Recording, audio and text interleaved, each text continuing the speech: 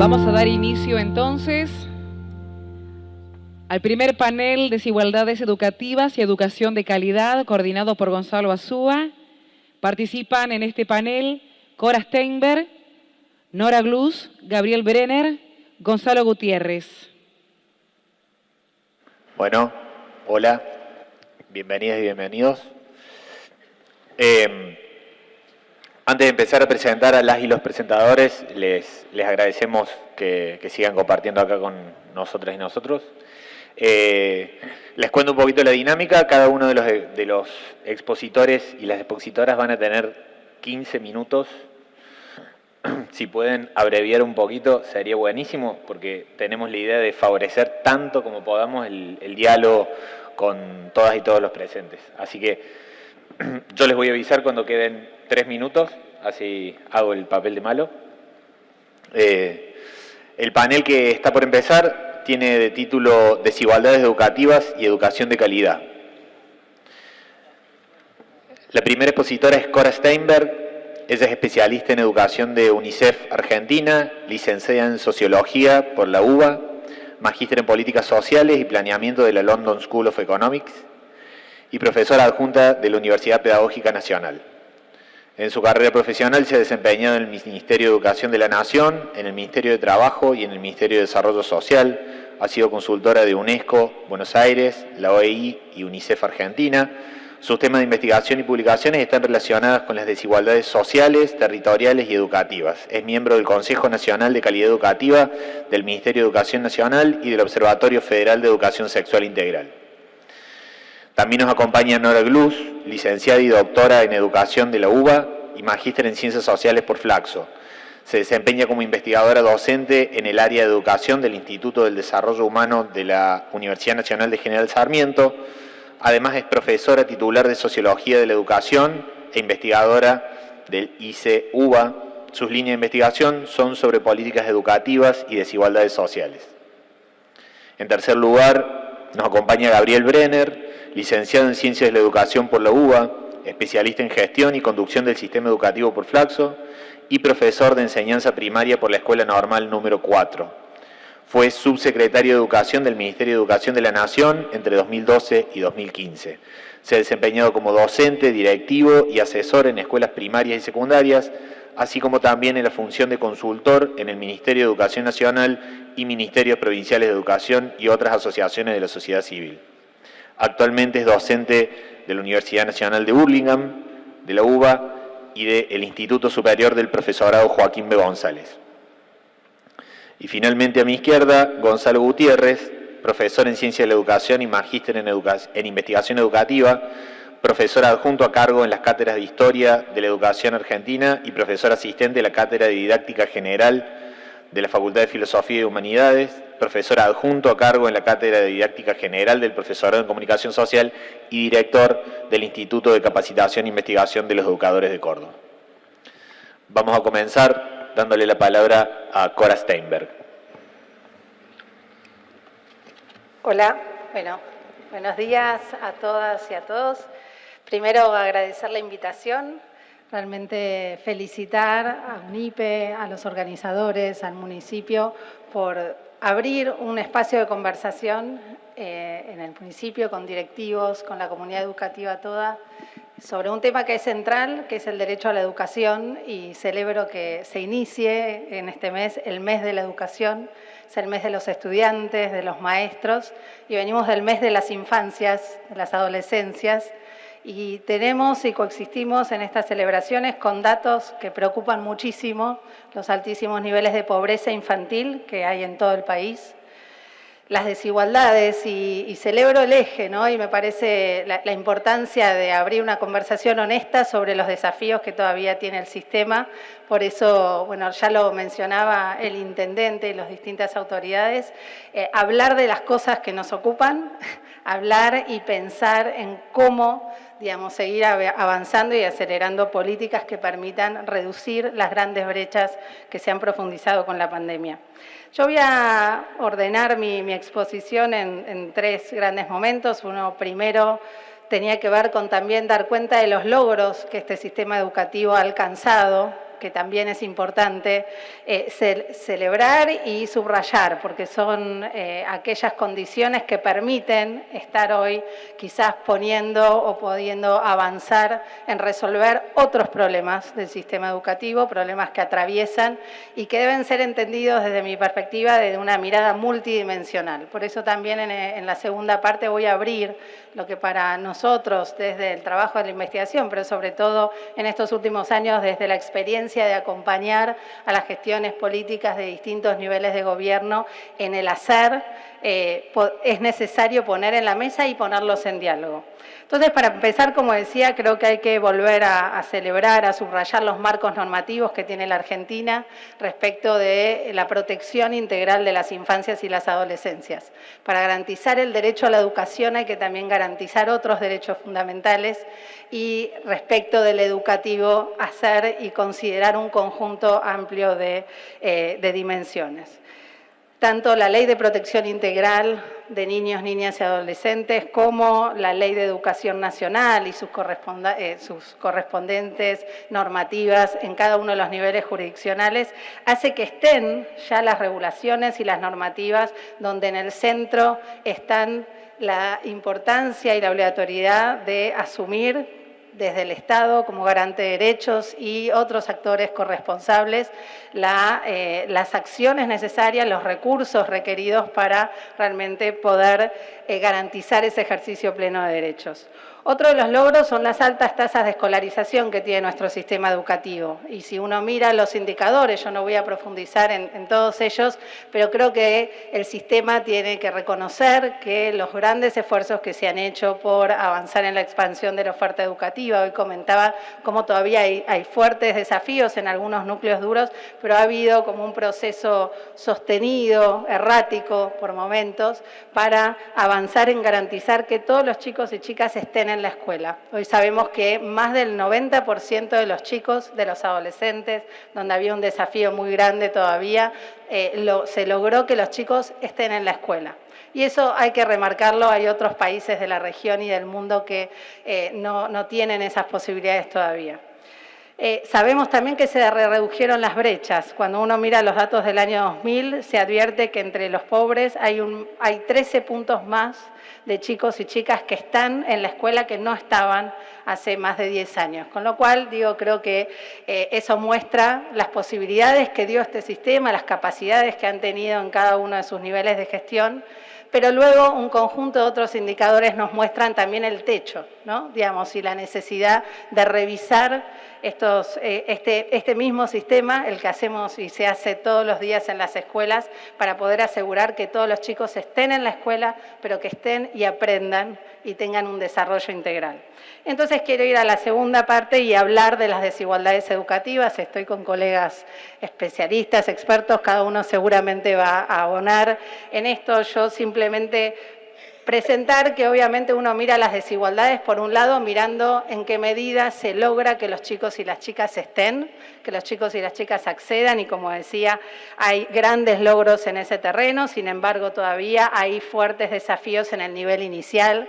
Por eso ha sido priorizado en los últimos años la posibilidad de expandir la oferta de nivel inicial. Sabemos que está casi universalizada la sala de 5 y también más recientemente la sala de 4, y hay un desafío muy grande en las salas para los más pequeños, sala de 3 y salas maternales. Déficits enormes que llegan a que solo el 2%, el 3% de los niños de esa edad accedan a una oferta educativa en su territorio.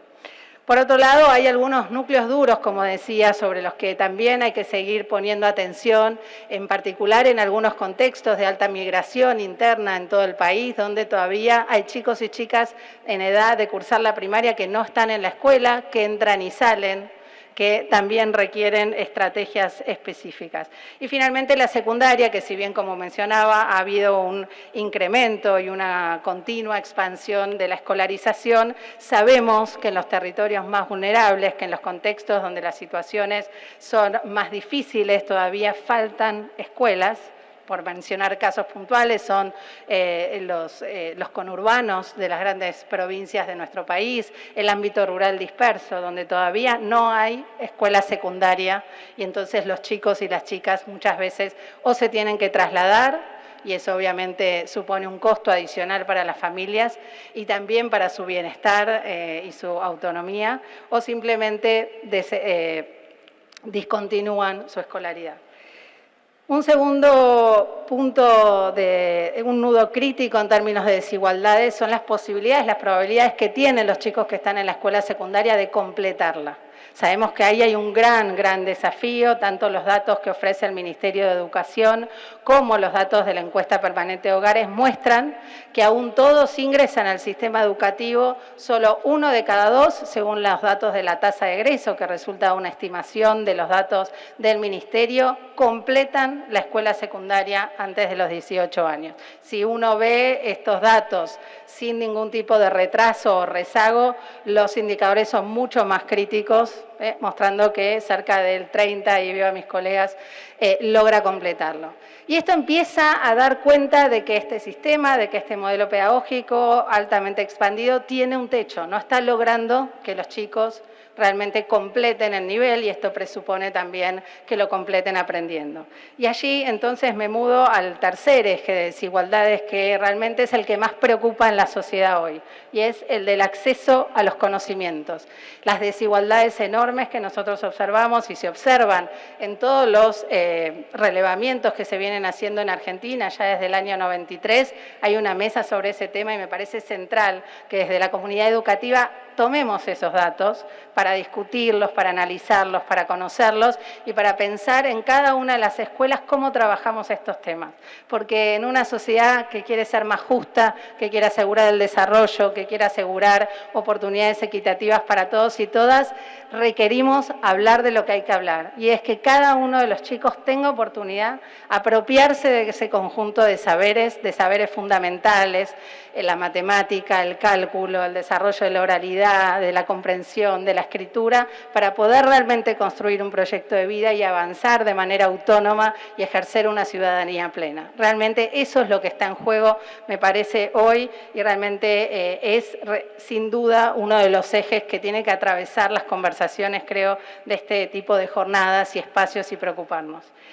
En ese sentido, solo para compartir, se venían viendo algunas mejoras antes de la pandemia respecto en la primaria de mejoras de los porcentajes de chicos y chicas que se adquieren, se apropian de los saberes mínimos e indispensables en cada una de las disciplinas troncales. También hay información respecto de otras disciplinas como las ciencias naturales, las ciencias sociales, y falta todavía saber más, ¿no? Y en qué medida los chicos y las chicas en nuestras escuelas aprenden y desarrollan un conjunto más amplio de habilidades transferibles, ¿no? De capacidad de desarrollo autónomo, de pensamiento crítico, se apropian del desarrollo de habilidades digitales. Todavía sobre eso hay un pendiente de poder saber más y mejor en qué medida las escuelas tienen, las escuelas, los profes, los directivos, el sistema de formación está acompañando ese proceso para que ellos puedan acceder a esos saberes.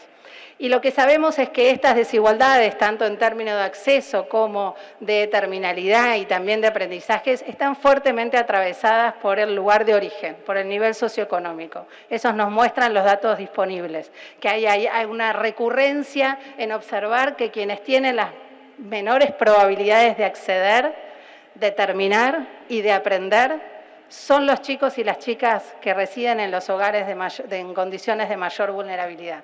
Y eso no es justo. Y eso no es justo. Y eso tiene que ordenar las prioridades en el aula, tiene que ordenar las prioridades en las instituciones, tiene que ordenar las prioridades en las políticas y en la asignación de recursos.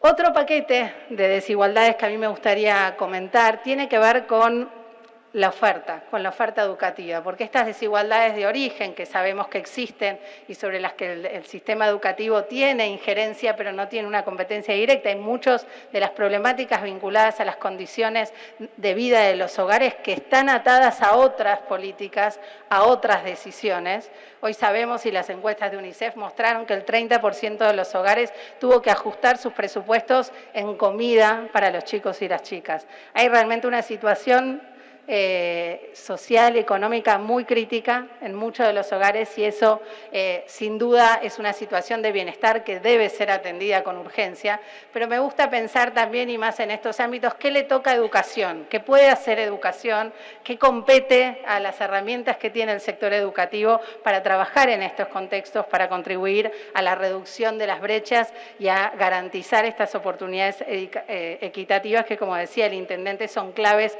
para pensar en el desarrollo integral y sostenible de las comunidades. Y ahí quiero hablar de la oferta educativa, porque estas desigualdades sociales y económicas y territoriales se encuentran con una desigual oferta. Y cuando hablamos de desigualdad de oferta, hablamos de equipamiento, de infraestructura, hablamos de formación de los profesores, de los maestros, tanto a nivel inicial como continua. Hablamos también de desigualdades muchas veces en la conformación de la POF de las escuelas. Escuelas que requieren más tiempo, más profesores, más tiempo en la escuela, la posibilidad de trabajar con otros equipos de manera interdisciplinar, porque las dificultades y los desafíos que enfrentan los estudiantes requieren de una mirada más amplia que permita acompañar distintas problemáticas.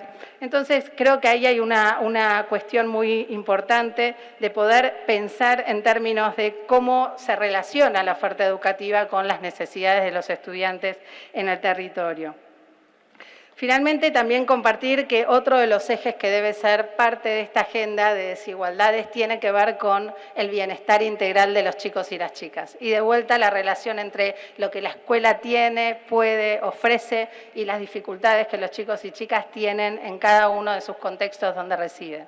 Sabemos que hay distinta prevalencia y a veces estas problemáticas obviamente se concentran en algunos sectores sociales, pero también son transversales y atraviesan la vida de los chicos y las chicas de las comunidades que más recursos tienen, y son situaciones vinculadas a su bienestar emocional.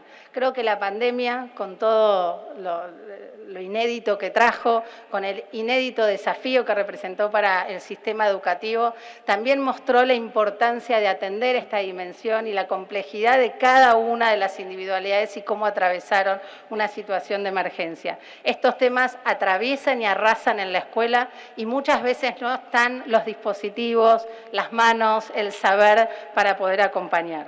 Y finalmente quería cerrar compartiendo que este escenario obviamente no es local, no es de este municipio, no es de esta provincia, no es de este país. Realmente hay un escenario de mucha urgencia, de mucha gravedad, déjenme compartir y hablar de esto, a nivel mundial. Este mes se reúne el secretario de Naciones Unidas, que seguramente vienen siguiendo la instancia global que en el marco de la pandemia también nos unió de alguna manera a pensar cómo enfrentar.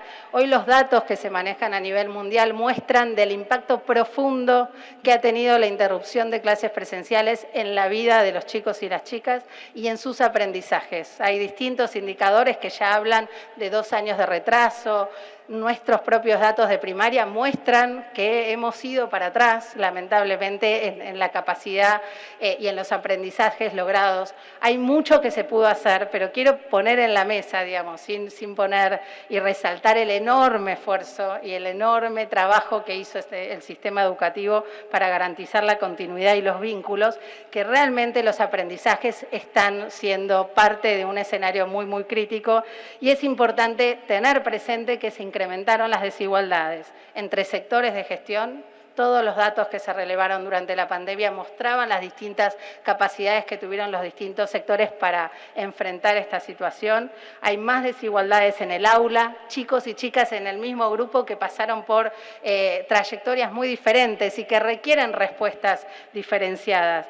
Muchos desafíos en el desarrollo integral, en el bienestar, chicos y chicas que sufrieron mucho, que siguen sufriendo y que necesitan un abordaje particular y, como decía, el impacto realmente en los aprendizajes, en estos aprendizajes no per se, sino pensados como ese conjunto de saberes que van a permitir que todos y todas puedan avanzar en el desarrollo de sus trayectorias escolares y aprender. Creemos, y realmente quiero cerrar diciendo que es muy, muy importante avanzar en políticas de equidad, profundizar distintas buenas prácticas que se desarrollan en el país, en la provincia y en el municipio, protegiendo en primer lugar la inversión en educación, y eso creo que es algo que tiene que estar en la agenda de todos y todas.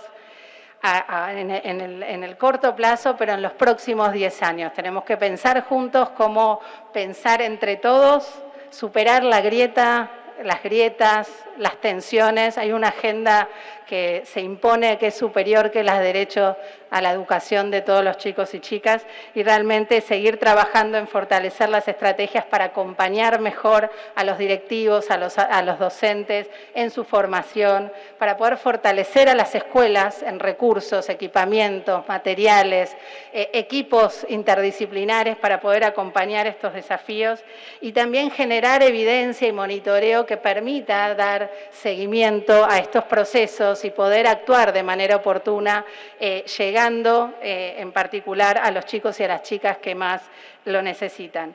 Para cerrar y no dejar un clima de preocupación extrema, aunque creo que hay que trabajar con ese nivel de preocupación y a la vez pensar en lo que sí se puede hacer y cómo lo hacemos, es compartir que sabemos que en muchas provincias ya hay muchas estrategias que se están llevando adelante, hay políticas que avanzan en transformar la educación, en particular en la educación secundaria, hay estrategias, déjenme mencionar algunas de la provincia de Buenos Aires que creo que es importante consolidar, expandir, como la articulación de salas maternales con escuelas secundarias.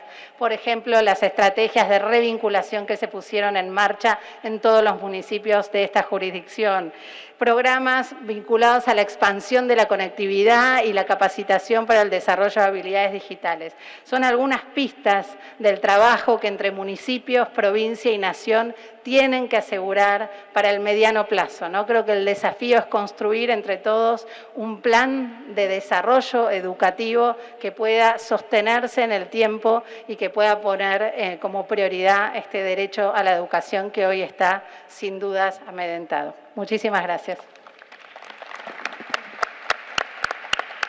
Bueno, muchísimas gracias, Cora. Antes de darle la palabra a Nora Gluz, les recordamos que al final de las exposiciones va a haber un espacio para el intercambio, para preguntas y para el diálogo. Les recuerdo el tiempo de la exposición, yo les voy a ir avisando cuando quede 3 minutos.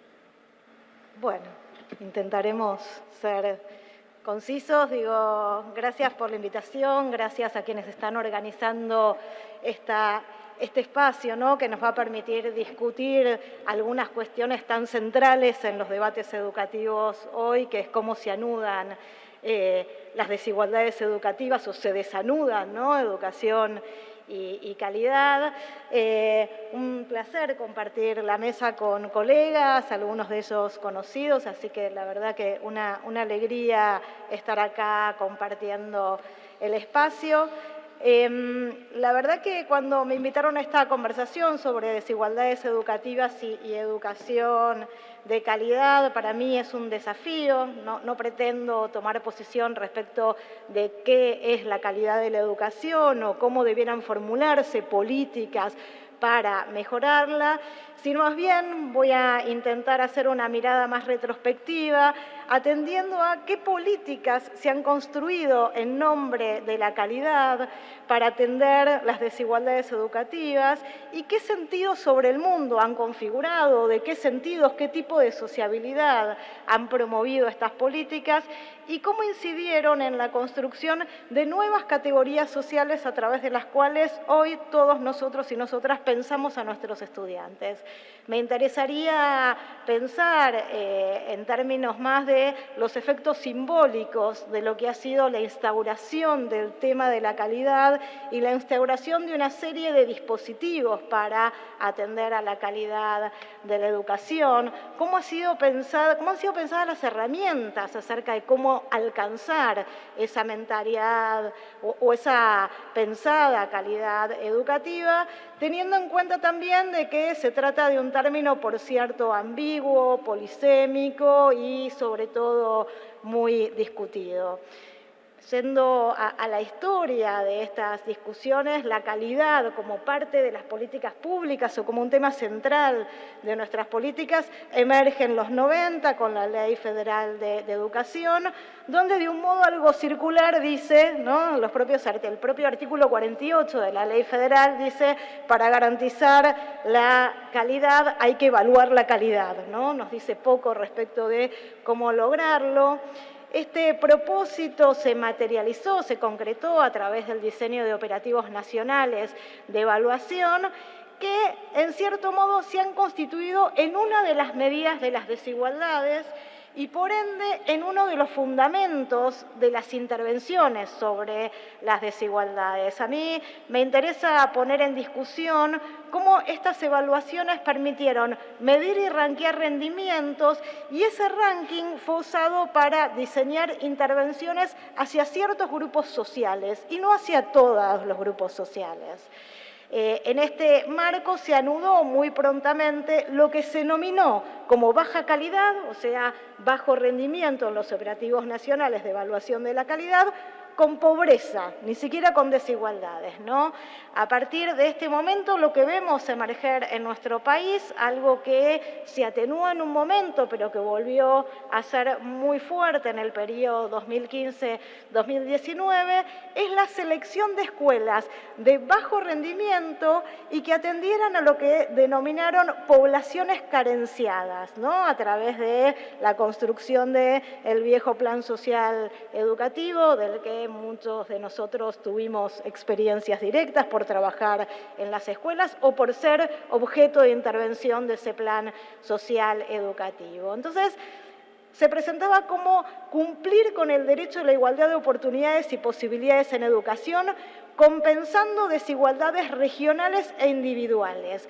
En este sentido, la desigualdad se constituyó en sinónimo de pobreza, perdiendo cualquier carácter relacional que supone la desigualdad, si uno lo piensa como una distancia jerarquizada entre grupos sociales, ¿no? Y si uno lo mira como una distancia jerarquizada entre grupos sociales, el problema no es solo los grupos más desaventajados, sino como ciertos grupos privilegiados continúan, ¿no?, reproduciendo y apropiándose, acaparando, dicen algunos autores, ciertos privilegios y expulsando a otros grupos sociales de la posibilidad de gozar del derecho mismo a la educación. Distintas investigaciones, ya son históricas o muy conocidas, mostraron que el resultado de este modo de anudar la medición de la calidad con intervención solo sobre los grupos en condición de pobreza terminaron profundizando, por un lado, la segregación escolar, ¿sí? Los grupos más aventajados no querían ir a escuelas donde fueran los estudiantes en condición de pobreza y además que tuvieran bajos rendimientos, ¿no? Se les asignó una categoría específica, una clasificación avalada estatalmente, ahora a través de sistemas específicos de medición. Y este ranqueo, ¿no?, que les puso nombre, que les puso logo, ¿no? Las escuelas que pertenecían a Plan Social Educativo recibían incluso sus materiales con el logo de la palomita, que muchos de ustedes seguramente conozcan, contribuyó a jerarquizar y a delimitar los verdaderos destinatarios del derecho a la educación y toda otra población considerada asistida, ¿no? Recuerdo que en algunas viejas investigaciones los directivos de las escuelas nos decían la compleja situación a la que estaban sometidos. ¿Por qué? Porque estas políticas llamadas de combate a la pobreza en realidad operaron en contextos de fuerte ajuste fiscal, y esto nos pone también un interrogante y un desafío en los actuales contextos, ¿no? Y frente a las políticas que vienen, donde, por supuesto, ni esas políticas ni esos recursos alcanzaban para todos y, por lo tanto, esa medición y ranqueo no solo operó en términos de evaluación de la calidad, sino que fue una medición, un ranqueo y una selección de los pobres a ser atendidos y los pobres no meritorios para quienes esos recursos no alcanzaban, ¿no? Esto generó algunos procesos complejos de competencia, ¿no?, de ruptura de las solidaridades mínimas. Un director de una escuela en la ciudad de Buenos Aires decía, la comida se comparte, ahora la beca difícilmente, ¿no? Digo, fueron políticas que deterioraron los lazos sociales.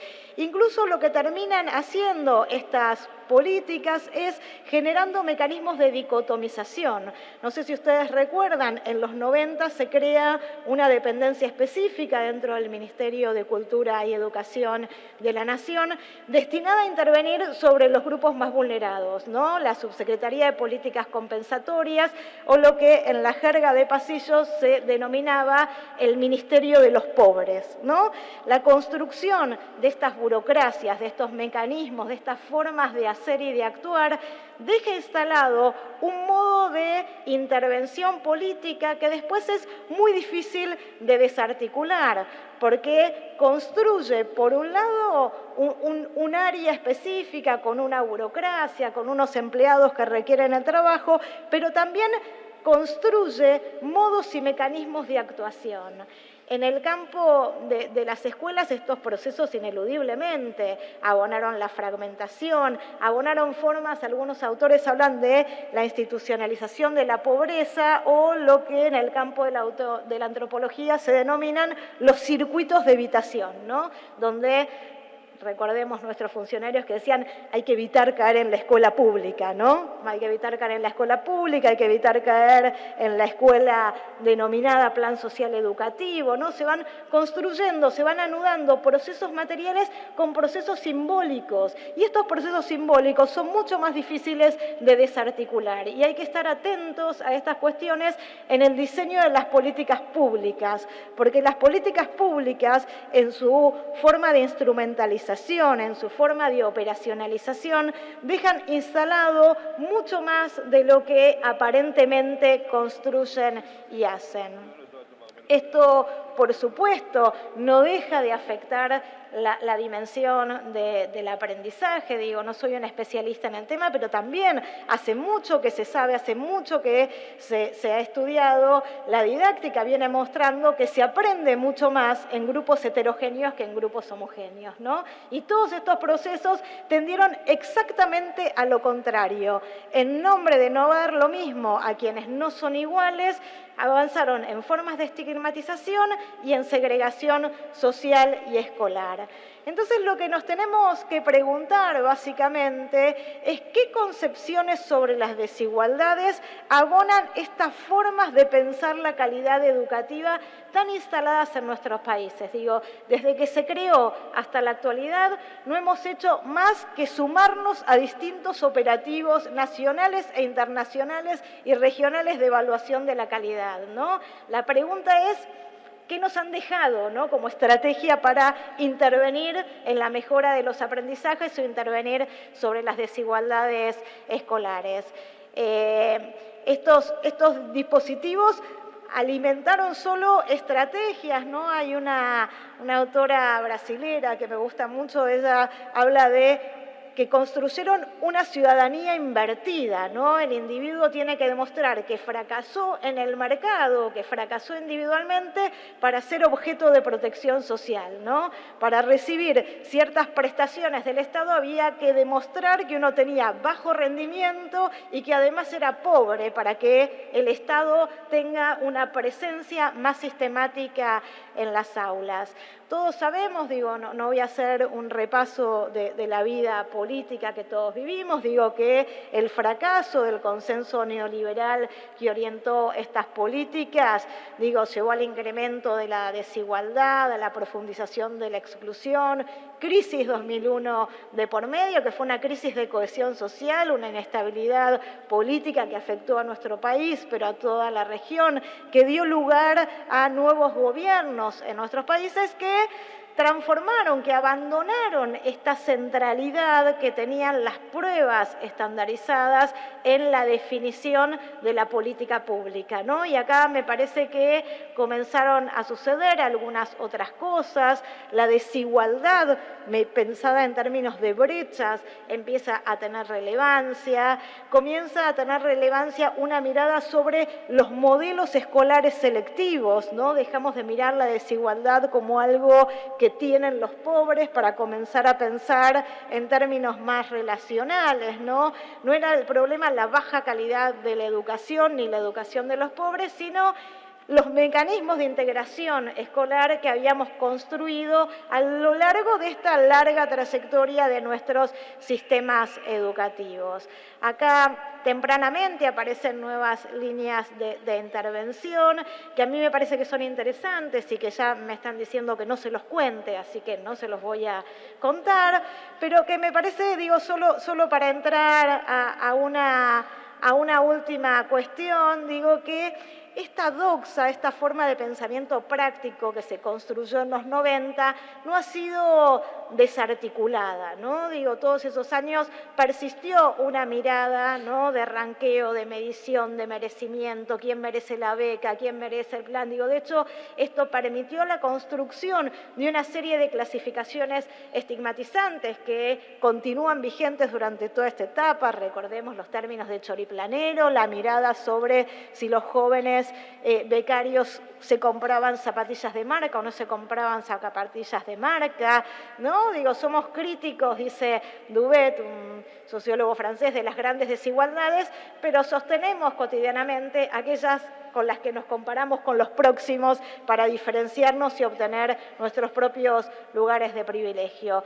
Durante la restauración conservadora en nuestro país se retomó la lógica de la individualización, se retomó la lógica de la competencia, se retomó la desvinculación de la responsabilidad por el otro, ¿no?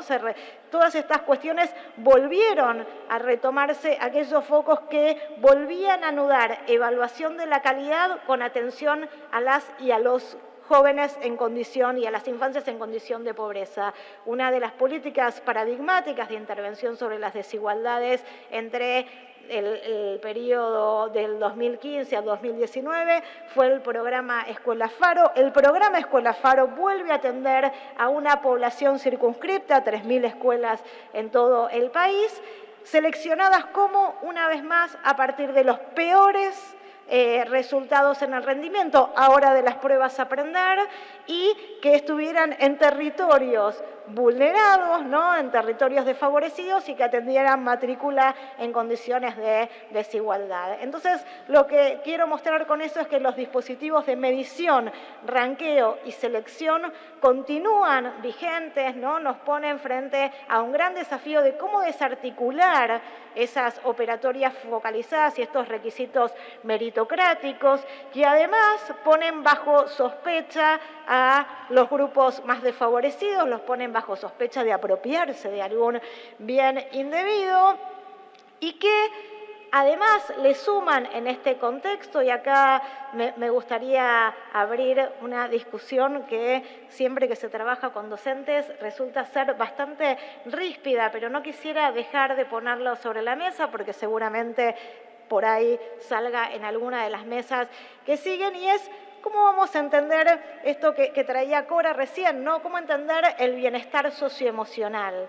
Porque los operativos nacionales e internacionales de evaluación, algunas jurisdicciones están ya incorporando una medida sobre las emociones y están midiendo las habilidades socioemocionales. Entonces, creo que ahí, ¿no?, pensar el bienestar emocional o las condiciones para garantizar el bienestar emocional como un derecho no puede constituirse en un mecanismo, ¿no?, de lo que hoy en día se denomina la perspectiva de la educación emocional, que reduce las emociones a mecanismos de autorregulación y de autocontrol de las emociones y no a un trabajo sobre las condiciones del acceso al bienestar que no son individuales, que no pueden ser pensadas como el esfuerzo de cada sujeto sobre uno mismo, que devuelva la responsabilidad a los grupos más vulnerados, a los grupos que sufren y padecen más las desigualdades de sus propios destinos. Quedo acá y disculpen por el apuro hacia el final. Gracias.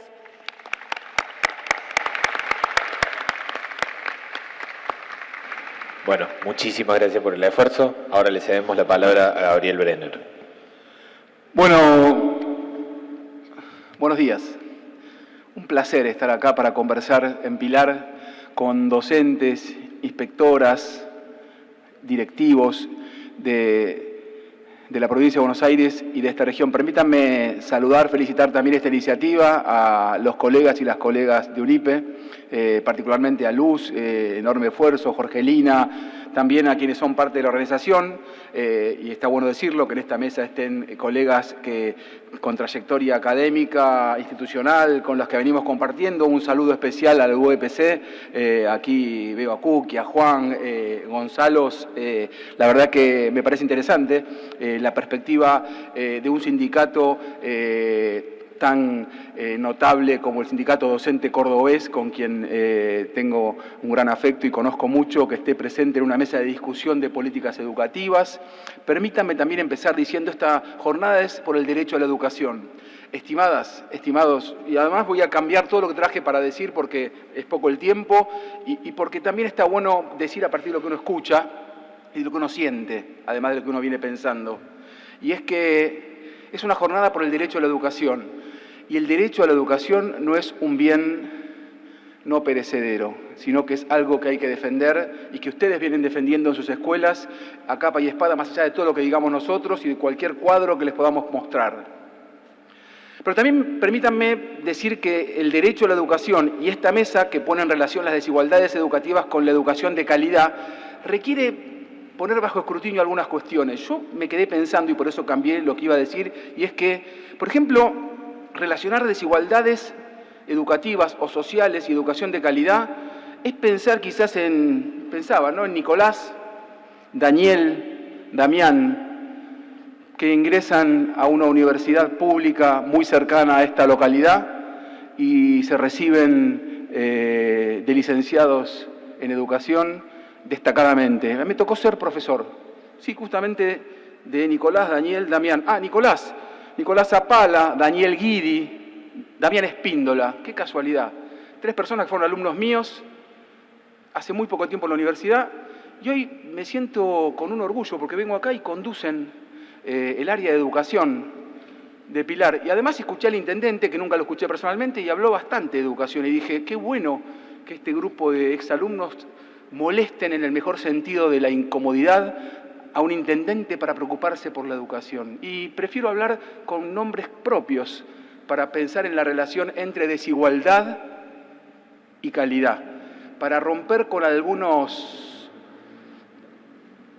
preludios que venimos escuchando hace tiempo respecto de la relación entre educación y calidad, que se activan en la cabeza de cada una y cada uno de ustedes y mía también, asociando calidad a lo privado, fundamentalmente a lo mercantil, o acaso por la edad que tenemos, y yo deschavo mi edad, cuando te dicen Aurora Grundig, no te viene a la cabeza caro pero el mejor, a alguno de los que está acá presente. Sí, entonces, interesante pensar caro pero el mejor, que asociamos la calidad a lo mercantil y a lo privado.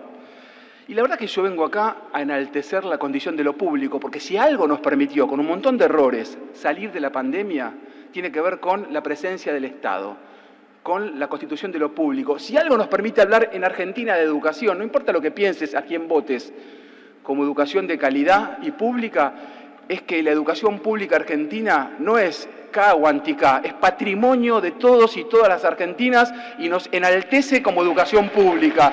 Entonces, está bueno también decir, y yo no quiero usar palabras, recién escuchaba a Cora el tema de saltearnos la grieta. Yo prefiero salir de las palabras que son del zócalo televisivo, porque grieta, lo que queda bien decir es que todos estamos contra la grieta. No, gente, discúlpenme, hay tensiones, vivimos en una sociedad con tensiones, una sociedad desigual tiene tensiones. Algunos estarán pensando, bueno, pero hay que pacificar, está bien, en la escuela por supuesto, pero hay tensiones porque vivimos en una sociedad donde algunos y muy pocos tienen muy mucho y muy muchos tienen muy poco. Entonces yo, como educador, y que además pertenezco a una clase media y pude formarme en la universidad y hacer posgrados, me desvivo pensando cómo hacemos para que los muy muchos estén mejor y que los muy pocos puedan seguir estando bien, pero en todo caso, mala palabra, perdonen lo que voy a decir, y por favor pido permiso, mala palabra no es culo, palabra con la que sancionaron a un docente sanjuanino que hay que abrazar porque generó el deseo de aprender en los pibes. Lo separaron del cargo porque dijo, no dijo ni siquiera, dio de leer un texto en donde sacó esa palabra y 2 más que no menciono porque no queda bien,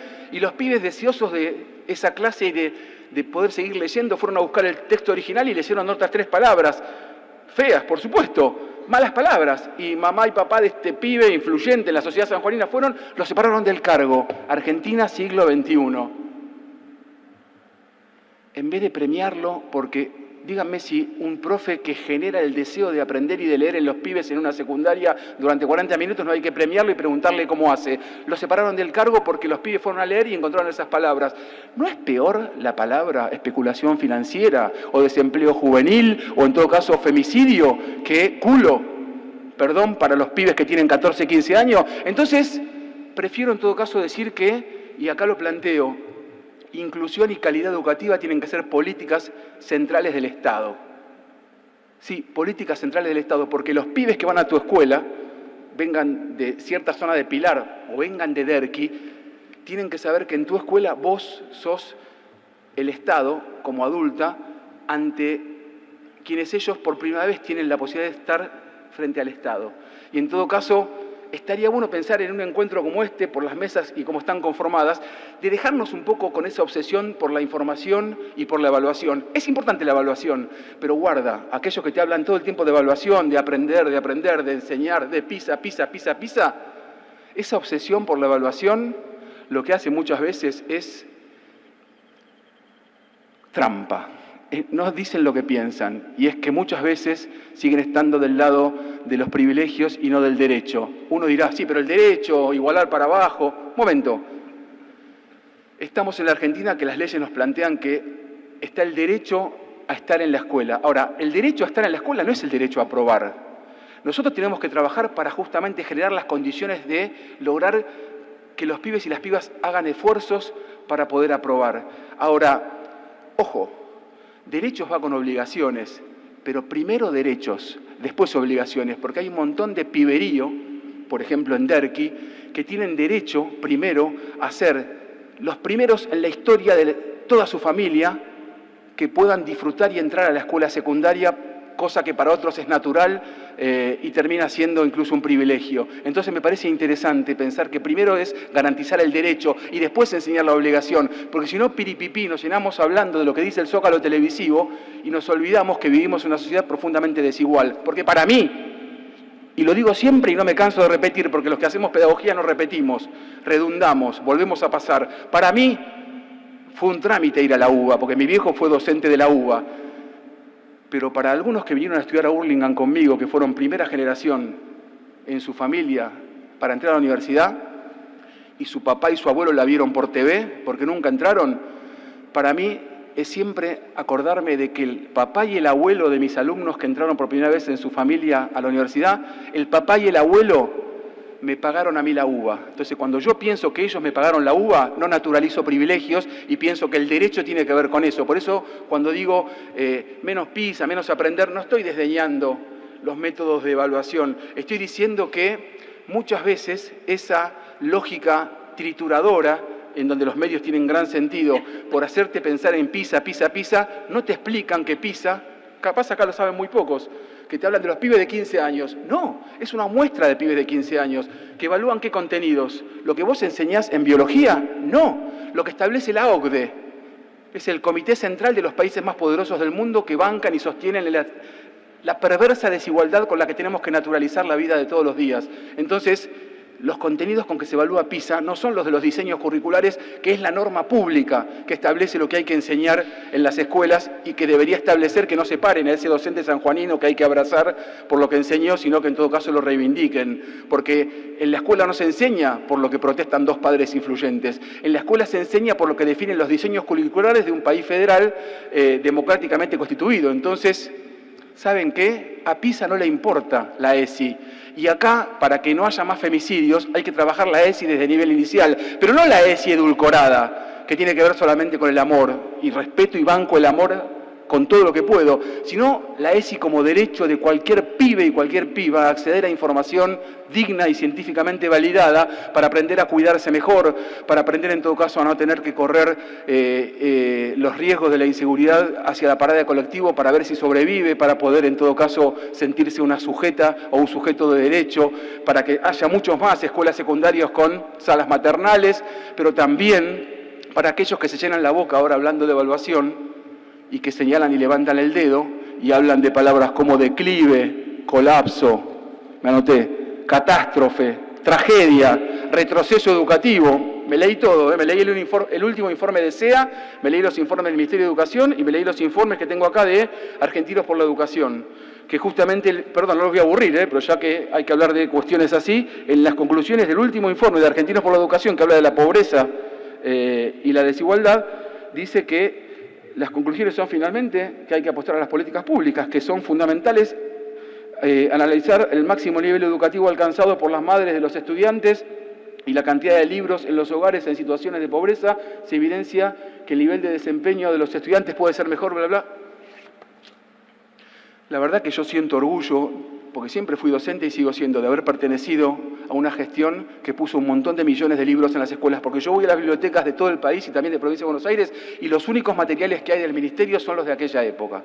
¿Sí? Porque en el medio hubo gobiernos que hablan de la educación como lo fundamental, critican el cierre de las escuelas, pero no pusieron un solo libro en las escuelas. Y las escuelas tienen que tener libros porque el Estado presente supone que tiene que generar esas condiciones para los pibes que recién muy bien Cora describía en las condiciones en las que se encuentran y que la desigualdad y la pandemia profundizó. Y también la formación de docentes, reivindicando una formación docente de calidad a nivel masivo y no simplemente generando, perdón con todo respeto, faros o grupitos de escuela para decir qué hicimos y que los medios iluminen ahí como si fuese el todo. Sinécdoque, busquen en el diccionario, el todo por la parte. Iluminamos con un faro algunas escuelas y pensamos que es todo.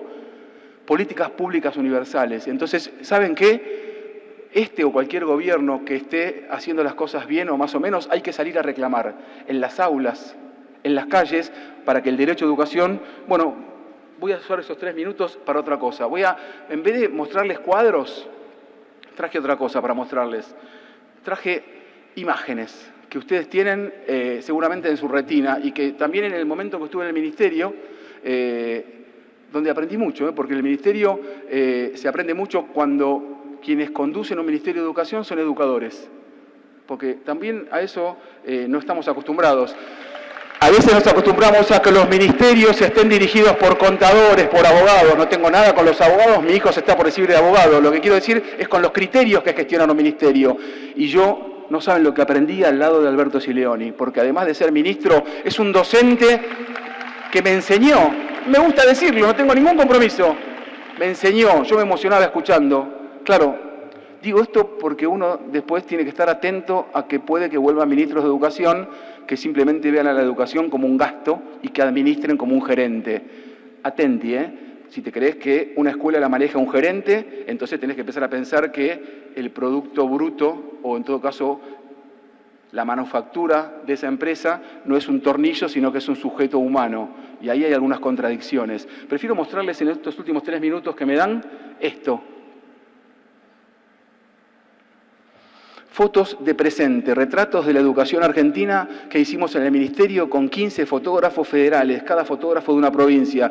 Imágenes. Prefiero hablarles de la calidad, no en todo caso como aquello que termina siendo eso que antes decía, ¿no? Esos modos de separar inclusión de calidad para finalmente conservar el privilegio. Para plantear políticas de derecho, que es el título de estas jornadas, hay que pensar a la inclusión, a la calidad, totalmente imbrincadas. Como en esta imagen, por ejemplo, de un pibe en Salta, con los Rolling Stones en el pecho, un salteño que está haciendo danzas. Digo, si hay una imagen que es disruptiva y que nos permite pensar en la calidad, más allá de saber más matemática y prácticas del lenguaje, es, por ejemplo, que el arte no sea simplemente una película como tapón para una hora libre porque hay mucho ausentismo, sino que el arte, el cine, la danza, sea parte del goce estético como derecho a muchos pibes que no lo pueden hacer sino es a través del Estado, porque no tienen plata en sus familias para que les paguen un taller de danza o cualquier otra cuestión. O en todo caso, también pensar en que la escuela ya no es de la imprenta, es también de la cibercultura y el celular, eso que tienen entre manos los pibes y nosotros también, es también parte de una construcción identitaria y tiene que ser parte de las políticas de derecho, tanto de las nuevas leyes que planteen a la conectividad y a la tecnología para acceso escolar como parte del derecho, igual que la ley 26.206 y el resto de las leyes que se plantearon en la primera parte de la década del 2000. O justamente pensar el derecho, pensar en todo caso, especialmente en una sociedad machista como la nuestra, que las pibas que son madres tempranamente puedan tener los mismos derechos en la escuela, pero también que la ESI permita justamente trabajar para que no se produzca esta situación de embarazo adolescente y podamos en todo caso plantear los dos desafíos como parte de las políticas de calidad educativa. Fíjese, lo que nadie habla como calidad está en estas fotos que prefiero traer acá en Pilar, porque si no solamente se habla de PISA, de aprender y de estadísticas vinculadas a si 34%, si 40%. Hace rato venimos mal y nos dan mal los exámenes de aprender, antes eran los ONE, enseñar. Hablemos de políticas educativas y cuánto tiene la educación en el Producto Bruto Interno. Hablemos de políticas de formación docente, hablemos de las condiciones del salario docente. Hablemos de que estos pibes no están planificando un choreo, sino que están haciendo un trabajo de prácticas del lenguaje. Eso es pensar en clave de calidad y en todo caso en clave de derecho. Hablemos que en todo caso se puede escuchar música mientras se hace un ejercicio de matemática para romper con ciertas tradiciones que también son cuestiones que hay que romper, porque no solamente es la escuela secundaria es una cuestión de presupuesto, sino también de cambiar las reglas de juego y que sea una escuela que tenga más sentido para los pibes y para las pibas y no simplemente una discusión de adultos, que sea un poco menos adultocéntrica y que también podamos, como genialmente lo hace la ciudad de Rosario a través de la Chiqui González y esa trilogía de la libertad y de la infancia, plantear cómo se trabajan los miedos que tienen los chicos, especialmente en la pospandemia, en donde justamente lo que se ve como diagnóstico es un grado de depresión, de bajón en muchísimos pibes, pibas, que hay que atender también, y eso también requiere políticas activas para atender no solamente a los pibes, sino a los docentes que tienen que atender a los pibes, o pensar en tomar la palabra. Qué fácil es ver a algunas personas en las radios, en la televisión, pero está bueno también pensar en las radios para los pibes que toman la palabra por primera vez y se hacen fuertes diciendo su nombre más allá de su barrio. O quizás pensar también algunos tatuajes para repensar la perspectiva adultocéntrica de la escuela y a veces anteponer la escucha al juicio demoledor, cosa que nos caracteriza a los adultos, que creemos que escuchamos a los pibes, pero a veces no los escuchamos tanto. O en todo caso, salir del prejuicio, porque si mirás rápidamente la foto y te pensás que en el fondo hay un beso, eso confirma tu prejuicio. Cada quien está con su instrumento. Qué bueno poder romper con esa lógica de la primera mirada, que a veces tenemos los adultos y que, repito, cualquiera puede haber visto una caricia, un beso por el fondo. Cada quien está en sus acordes. Entonces, qué mejor que esta foto para mostrar lo adultocéntrica de la escuela y que algo de la calidad también tiene que ver con revisar cómo pensamos la escuela. Y también esto, ¿no?, de que se puede leer acostado en el piso con libros que el Estado provee a la escuela y que eso hace rato no está sucediendo y se retomó hace muy poquito. Justamente quien retomó la conducción del Ministerio Nacional es quien ha sido protagonista de aquellos millones de libros que les contaba. Está bueno que esto se sepa, porque en los medios no sale. Y también invertir el orden, ¿no? Porque a veces no siempre los pibes son los que manejan la tecnología y los adultos los que estamos con el lápiz. Digo, para no caer en falsas opciones binarias del zócalo televisivo que nos tuerce la manera de pensar o nos quita la posibilidad de pensar. Bueno, esto, ¿no?, impensado en buena parte del siglo XX, ¿no? Las pibas, el movimiento de los feminismos es algo muy interesante para ver en América Latina y en Argentina. Alguno estará pensando, ahora va a empezar a hablar con lenguaje inclusivo. No, yo no hablo con la E. Estoy atravesado por mis 50 y pico y por un machismo con el que tengo que combatir todo el tiempo. Pero el problema no es la E. El problema no es la E. Hablando de calidad educativa, y ya termino, prometo. El problema no es la E. El problema tampoco es la X. El problema de los que se hacen mucho problema es que se ponga bajo escrutinio la desigual distribución de la palabra, de los derechos, del recibo de sueldo y de las tareas en las casas, porque yo leía, termino con esto, todo el informe de SEA que hablaba del maestro, de los profesores. Flaco decía, retroceso educativo.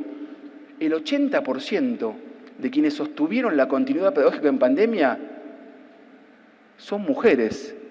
Y eso lo dice el Ministerio de Educación, Argentinos por la Educación, que está constituido por todos referentes de la pedagogía que han sido o estuvieron vinculados con Cambiemos, por más que algunos se presentan y dicen que son asesores, profesores. Digo, cada quien tiene que decir dónde estuvo y resistir archivos. Digo, digamos cada quien dónde estamos y sincerémonos. Bueno, me repasé, les pido disculpas. Pero traje un video de 1 minuto, ¿lo puedo pasar? ¿Puede ser?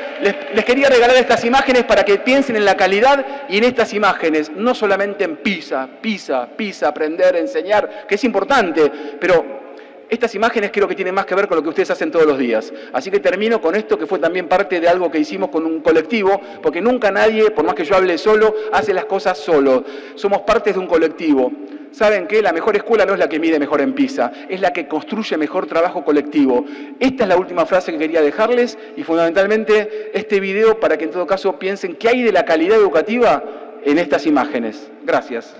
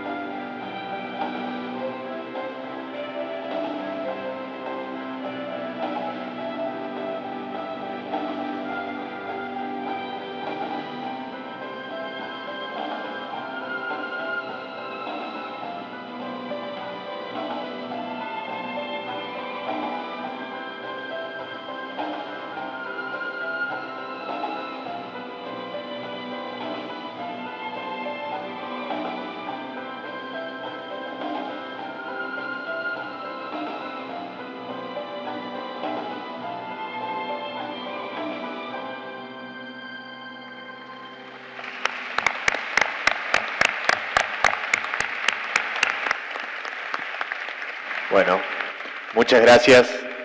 Pasamos a la última de las intervenciones. Le cedemos la palabra a Gonzalo.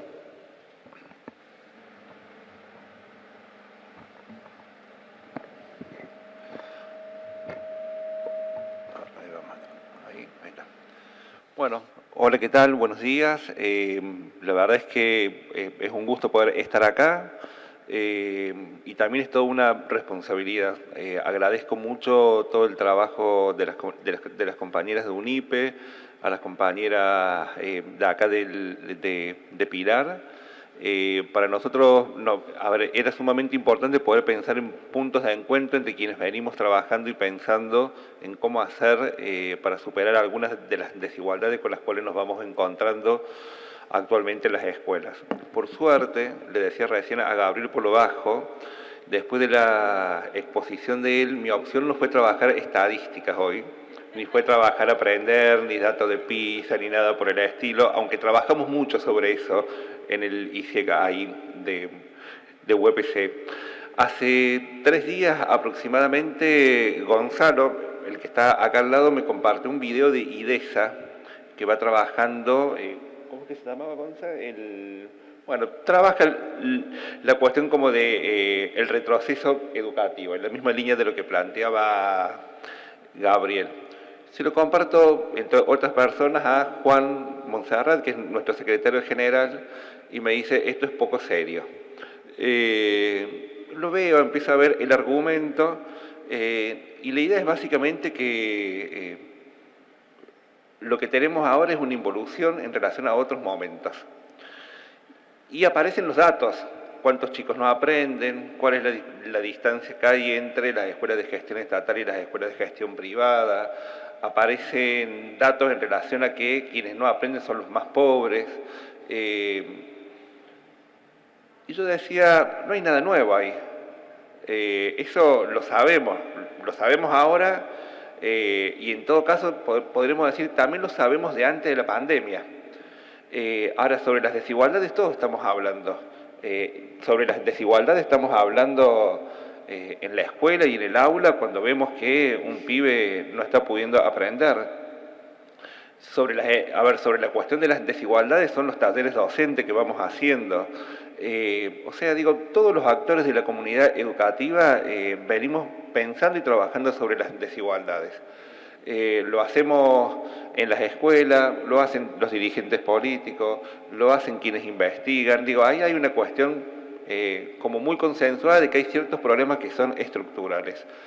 Ahora, donde creo que no hay tanto consenso es en poder entender de qué van esas desigualdades, que no tienen que ver solamente con el plano de lo político, como muy bien lo planteaba Gabriel y las otras dos colegas, que tienen que ver con modelos de sociedad injustos. También tiene que ver con el tipo de saber pedagógico que tenemos para una heterogeneidad cada vez más creciente adentro de la escuela. O sea, digo, hay que poder mirar y complejizar las dos cuestiones.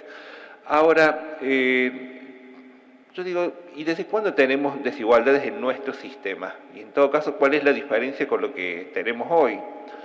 Y si uno mira la historia de nuestro sistema educativo nace con desigualdades educativas, básicamente. O sea, nosotros podremos decir que la historia de nuestro sistema educativo es la historia de las desigualdades. Ahora, las desigualdades no son las mismas. Las desigualdades han ido cambiando, porque la cuestión de la igualdad y la desigualdad tiene que ver con una noción relacional que se va modificando en cada contexto. Entonces, es muy difícil poder pensar que la escuela de antes era mejor que la de ahora. Y en todo caso, si queremos hacer esa comparación, yo optaría por la escuela de ahora, no por la escuela de antes, por un montón de cuestiones, ¿no? Digo, en los orígenes de nuestro sistema educativo, con la ley 1420, no teníamos docentes para que pudieran enseñar. La disponibilidad de escuelas para que las infancias pudieran acceder era ínfima. Es más, digo, sabrán ustedes que se tuvo que sancionar la ley Laínez para que las escuelas fiscales pudieran llegar a todo el territorio nacional, llevando una perspectiva de educación gratuita, obligatoria y laica a todo el país. Ahora, esa ley, la ley 1420, era solamente para para Ciudad de Buenos Aires y territorios nacionales, no era para todo el país. O sea, las desigualdades las fuimos teniendo allí. Ahora, en esas desigualdades también había un proyecto de país. Y también había un proyecto que hacía de la educación un organizador de un conjunto de estrategias societales que se fueron sosteniendo en el tiempo. Entonces ahí me resulta necesario poder recuperar una perspectiva histórica para poder pensar la cuestión de las desigualdades y también para poder poner en valor esas igualdades que pasan desapercibidas en el día a día, pero que se van construyendo dentro de las escuelas. Me sirve pensar en ese sentido que la relación entre igualdad y desigualdad es compleja, que nunca es lineal y que cada vez que avanzamos en una igualdad producimos otra desigualdad. Digo, podría pensar en un ejemplo tan simple como el acceso de las mujeres al trabajo a través de la docencia en las primeras décadas del siglo XX. Digo, ese fue un principio de democratización sumamente profundo. Sin embargo, ¿saben qué? Las mujeres cobraban menos que los varones. Las mujeres durante mucho tiempo no podían ser directoras de escuelas medias. Las mujeres eran, por ejemplo, no sé, para Gálvez y su famosa novela, digamos, ahí sobre la maestra normal, o para Lugones y su didáctica, que tienen que ver con una serie de artículos que va escribiendo en el Monitor, las mujeres y la feminización de la docencia ponía en riesgo el proyecto de la formación de un Estado educador, porque no tenían capacidades para. Y digo, allí donde había una desigualdad se producía, allí donde se empezaba a producir una igualdad, si uno lo mira en términos históricos de acceso al trabajo, esa igualdad iba acompañada de otras desigualdades. En esa escuela que teníamos antes, si uno trae algunas perspectivas más actuales para poder pensar al currículum, era un currículum profundamente injusto.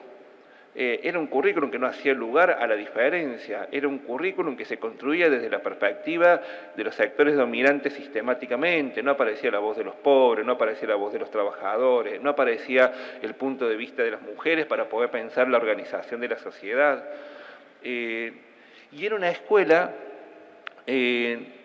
donde estaba naturalizada la desigualdad, y esa desigualdad era fruto, en todo caso, de una responsabilidad de los sujetos, porque en lo que consistía ese principio de igualdad era en dar la oportunidad de acceder al sistema. Ahora, una vez adentro, lo que ocurría con eso, o sea, con eso es la trayectoria del sujeto, tenía que ver con o el sujeto o la familia. Todavía estamos intentando desmontar esos criterios. Bueno, digo, en la escuela de hoy, ningún sector político puede justificar que haya chicos que no estén en la escuela.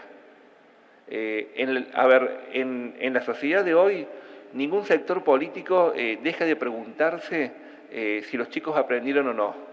Y esas no son cuestiones que vinieron de arriba, son construcciones sociales. Les podría contar que, por ejemplo, hasta la década del 70, hasta los 80, la pregunta sobre cuánto aprendían los estudiantes no estaba construida. Sí había estadísticas que iban mirando el desgranamiento, que iban mirando el acceso a la escolaridad, pero había preguntas que no estaban presentes. Si yo miro este presente, digo, prefiero una escuela que se pregunta por qué los chicos no aprenden. Prefiero una escuela que recupera la máxima comediana sobre cómo enseñar todo a todos, y sobre eso construye un principio de responsabilidad generacional, pero también político, en el sentido de ser la cara visible del Estado frente a las infancias y las juventudes. Cuando nosotros decimos cómo hacemos para que aprendan, estamos de alguna manera dialogando con ese principio comediano. Y creo que esa escuela es mucho más deseable que la escuela que no se preguntaba por los que no iban o por los que dejaban de ir. Me acuerdo de algunas entrevistas realizadas a estudiantes hace cerca de 10 años, de sexto año. Le preguntaba por sus compañeros de primer año, que habían dejado de cursar, no se acordaban de ellos. Les preguntaba por qué creían que habían dejado de estudiar, y su planteo era que era porque no se habían puesto las pilas. Y yo decía, wow, qué potencia la reproducción de ciertos principios a partir de los cuales uno va legitimando desigualdades. Esa es la escuela que hoy está en discusión. Claro que tenemos preguntas sobre cómo hacer para que los chicos aprendan más. Y claro que nos van doliendo, digamos, todas las desigualdades. Ahora, el asunto es qué hacemos con ellas. ¿Cuáles son las propuestas que hay frente a las desigualdades? ¿Y cuáles son los modos de poder pensar la cuestión de la calidad? Creo que una primera cuestión a considerar allí tiene que ver con empezar a descurricularizar la mirada sobre los aprendizajes de la escuela. La escuela está para mucho más que enseñar matemática y lengua, y con esto no estoy diciendo que no tenga que enseñar matemática y lengua. Pero la función de la escuela siempre ha sido mucho más que eso. Y matemática y lengua han sido un medio para poder contribuir a una formación ciudadana que tenga ciertas características, y que en todo caso nosotros queremos que sea una ciudadanía solidaria con las desigualdades, una ciudadanía democrática, una ciudadanía que se comprometa con la participación. Y esas son las prácticas que se van construyendo en paralelo a la enseñanza de esos otros saberes curriculares. Y tenemos un problema allí, porque la escuela entonces trabaja sobre planos que son medibles y sobre planos que no son medibles. Pero cuando hablamos sobre de la escuela, hablamos sobre lo medible y dejamos de mirar ese otro que es menos tangible. Y me parece que ahí tenemos un problema. Nosotros publicamos anualmente una revista que es la revista Educar en Córdoba. Gabriel ha escrito en algún momento muy generosamente allí. Y estamos trabajando con algunas infografías con el área de investigación. Estoy mirando el tiempo ahí como para no... ahí, estamos ahí. Y hace 15, 20 días estaban Gonzalo y otra compañera, Micaela, preocupados porque en la EPH, que es la encuesta permanente de hogares, salía que aparentemente después de la pandemia no hay grandes diferencias entre los chicos que estaban antes de la pandemia y los que están ahora. Y decía, no tenemos nada para decir, mirá, las tendencias son más o menos lo mismo. Yo le decía, me parece fantástico. O sea, porque si los chicos que están ahora son relativamente similares a los que estaban en el 2019, significa dos cosas. Que las familias, que las comunidades tienen claro cuál es el valor de la educación y de alguna manera, así sea con muchísima discontinuidad, van apostando a que sus hijos se puedan sostener allí. Y que allí hubo docentes que los miraron, docentes que escribieron WhatsApp, docentes que construyeron lazos, docentes que hicieron que efectivamente no dejaran de estar en la escuela. Bueno, esa es la escuela que quiero. O sea, no quiero la escuela de hace 120 años que no se preguntaba por los sujetos. Y ese tipo de cuestiones tienen que poder ser recuperadas como insumo para poder pensar las políticas. Sabiendo que queda poco tiempo, me animo a poder pensar algunas cosas en términos propositivos también, ¿no? Digo, está bien, podemos acordar más o menos con el diagnóstico sobre la cuestión de las desigualdades que compartía recién. Puedo compartir en todo caso con ustedes una forma de poder pensar y valorar algunas cuestiones de la desigualdad. Ahora, ¿qué hacemos con eso? Una primera cuestión creo que tiene que ver con ir pensando un desacople estructural que estamos teniendo entre lo que es el modelo pedagógico y el modelo laboral.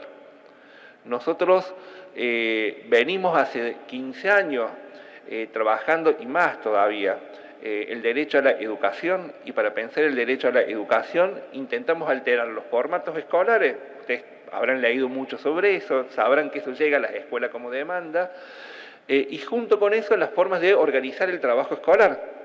Si trabajamos por proyectos, si trabajamos con la comunidad, si hacemos planificaciones conjuntas, si miramos conjuntamente los desempeños de los estudiantes. Ahora, la organización laboral que vamos teniendo no está acorde a ese modelo pedagógico. Digo, si nosotros, en el plano de lo pedagógico, sabiendo que hay un plano social y económico mucho más amplio, que nos excede como escuela, pero que nos involucra como ciudadanos, que está presente, digo, creo que es necesario poder preguntarnos cómo hacemos para poder acoplar esas dos lógicas, porque el riesgo que tenemos para adelante, y que es mucho de lo que ha venido pasando para atrás, es que gran parte de lo que la escuela va pudiendo construir tiene que ver con políticas de derecho, pero también con el cuerpo que se va poniendo, que muchas veces se termina cansando y que muchas veces termina en una acción individual. Entonces ahí hay una cuestión en términos políticos sumamente profunda para poder pensar. Creo que hay una pregunta que nos tenemos que poder hacer, que creo que no es menor, por lo menos para poder calibrar qué le vamos a pedir a la escuela, qué le vamos a pedir a sus docentes, y sobre qué nos vamos a ir organizando. Yo decía algo así como, ¿cuánta igualdad educativa podemos pedirle a una sociedad que es cada vez más desigual? Digo, esa pregunta la tenemos que poder trabajar. O sea, ¿cuánta igualdad educativa y qué tipo de calidad le vamos a estar pidiendo a una escuela que mientras busca incluir se encuentra en una sociedad que por lo que fuera viene en procesos donde la desigualdad social viene creciendo? Porque si no es pensar la cuestión de la calidad en abstracto, independientemente de los sujetos, independientemente de los contextos, como decía Gabriel, en todo caso tomando como referencia OCDE, y ahí tenemos un problema. Nunca vamos a poder valorar lo que sí construimos, lo cual no quiere decir que sea suficiente. O sea, nos tomó, lo tenía por acá anotado, nos tomó 109 años hacer que la educación primaria fuera obligatoria en todo el país con la ley federal. y nos tomó 143 años poder hacer que la educación secundaria fuera obligatoria para todo el país. Estamos hablando de una densidad en los procesos sumamente grande. Entonces, allí hay que poder, me parece, poner en contexto, bueno, ¿qué le estamos pidiendo allí? Y en todo caso, ¿qué tipo de educación sería esa que pueda enseñar e incluir en el marco de una sociedad que es cada vez más desigual? ¿Y qué educación sería esa que esté esperando que el mundo se solucione para poder enseñar y esperar que los chicos aprendan? Ahí tenemos un dilema. Digo, y ese dilema creo que se va a poder encontrar la forma de amasarlo, de poder encontrar algunas respuestas colectivamente, analizando propuestas que sean posibles sostener en la escala de las políticas, pero también en la escala de las escuelas.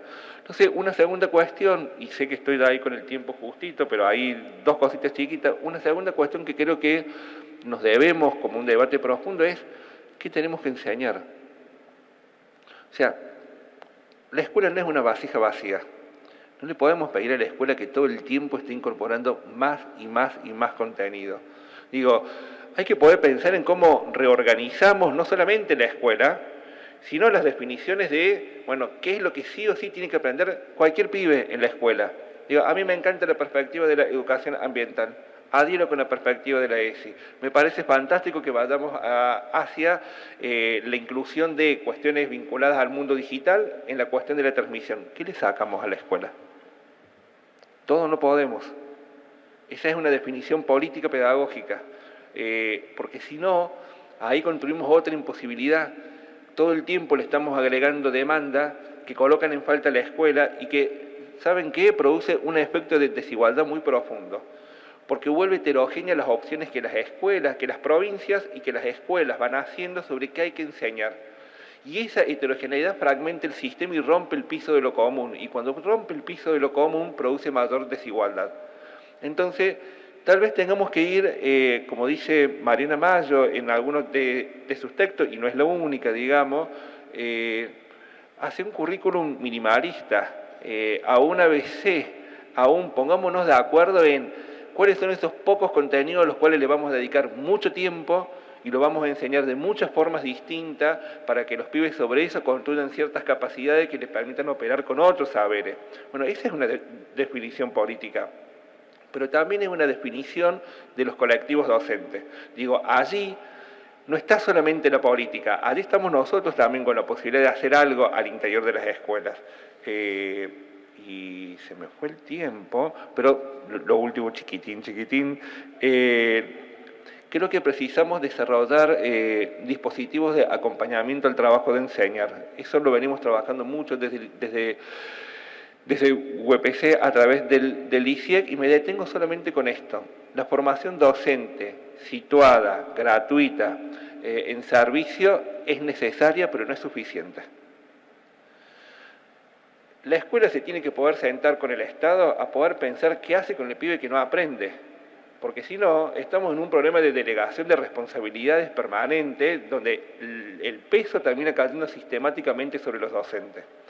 Entonces hay que poder pensar en la constitución de equipos técnicos que se sienten a armar las planificaciones con los profes, con las maestras, que empiecen a mirar las producciones conjuntamente, que lo que va pasando con los aprendizajes de los chicos no sea una cuestión de los docentes como individuos, sino que sea de lo que el Estado está pudiendo hacer con todos sus actores involucrados allí. Bueno, eso es pensar en otros términos. La formación en el formato curso creo que tocó un límite.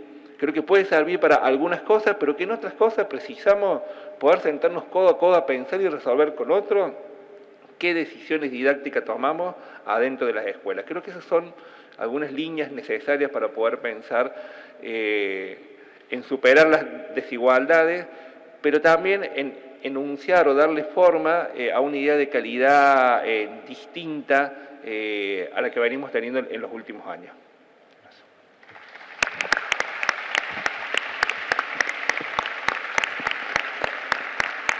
Bueno, muchísimas gracias a todas las contribuciones.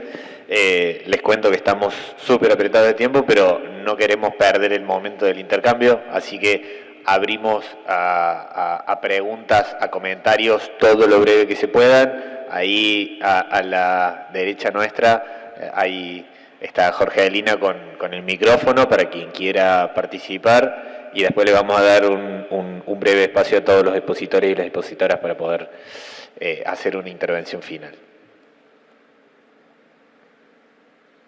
Pueden levantar la mano.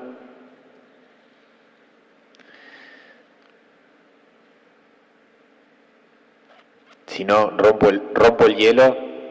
Me pide Jorgelina que rompa el hielo. Bueno, yo abogado no soy, así que voy a tratar de ser sociólogo del diablo, así les pido un poquito más. Obviamente hay muchísima interpelación a todo el trabajo que hacemos en el instituto, en cada una de las intervenciones, así que les agradecemos un montón. Pensé una base, una batería de preguntas para pedirles un poquito más de lo que ya dieron. En primer lugar, me quedo con esta primera definición de efectivamente los números y la experiencia muestran que sobre todo en el nivel secundario somos muchísimos más quienes estamos incluidos y estamos yendo hacia una tasa de escolarización mucho más cercana a la universalización. Sin embargo, ahí me quedan dos dudas que para nosotros son siempre tensiones importantes. Primero, seguimos sosteniendo que por lo menos 1 de cada 10 pibas y pibes sigue fuera de la escuela, cuando deberíamos poder garantizar que esté dentro. Y sobre ese núcleo todavía no tenemos tan claro cuáles son los dispositivos.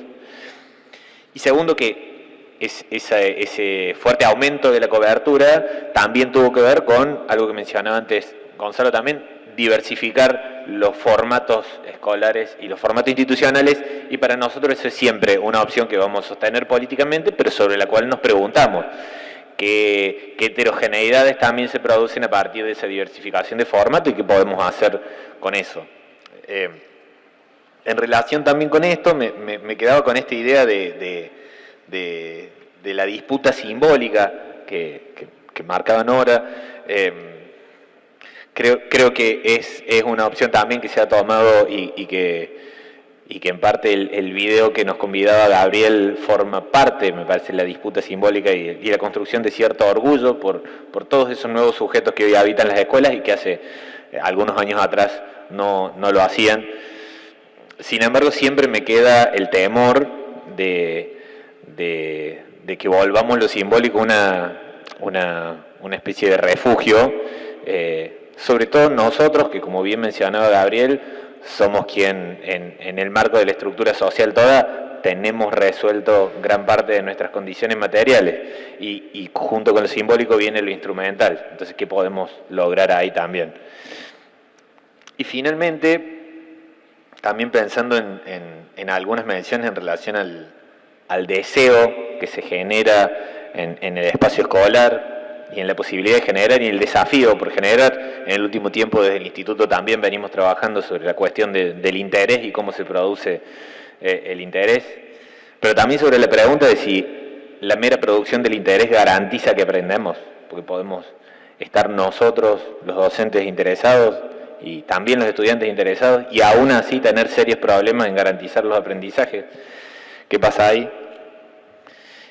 Y por último, una pregunta que me parece que también es central plantear, y es, ¿estamos relativamente de acuerdo con que lo evaluado en PISA y aprender no es todo lo que necesitamos evaluar? Estamos lejísimos. De hecho, un dato de color, PISA usa la noción de ciencias en donde excluye a gran parte de las ciencias, solo está pensando en ciencias naturales, pero lo dice ciencias a secas. Pero al mismo tiempo el contexto nos marca que estamos ante una situación bastante inédita de legitimación, incluso entre nuestros jóvenes, de los discursos libertarios, del discurso meritocrático, de un relato de la sociedad que sostiene que la responsabilidad es tuya y si no fallas es porque sos un fracasado. Entonces ahí también, y ahí me incluyo como docente en ciencias sociales, tenemos que pensar, incluso en eso que no se está evaluando en PISA y Aprender, y que no aparece en el centro de las preguntas, ¿qué estamos logrando enseñar? ¿Cuánto aporte estamos logrando hacer a la ciudadanía que pretendemos? Bueno, no sé si alguien más se quiere sumar o animar a agarrar el micrófono.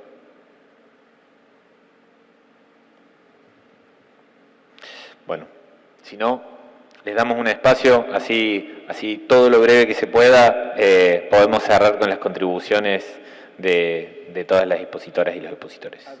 Ah, bien, acá adelante.